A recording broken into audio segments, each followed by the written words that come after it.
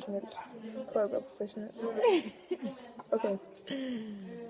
Vi har tabellen partiidentifikation. Så ser du. Okay, den handler om de procent af vælgerne, som er tilhængere af et bestemt parti. Ja.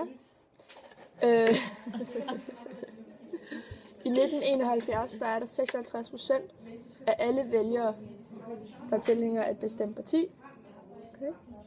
Og så er der 72% af vælgere, der er meget politisk interesserede, der er tilhængere af et bestemt parti. Og så er det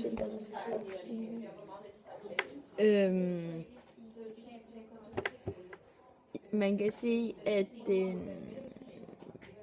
af alle vælgere, som er tilhængere af et bestemt parti, der falder den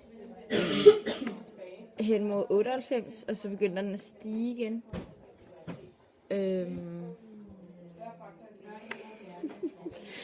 Og i 2001.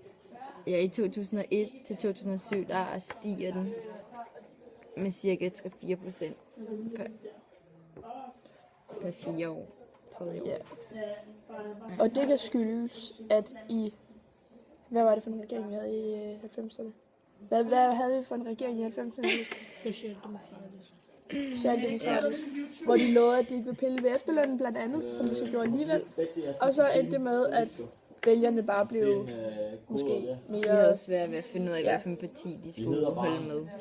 Og så i 2001, så kom Fogh til posten.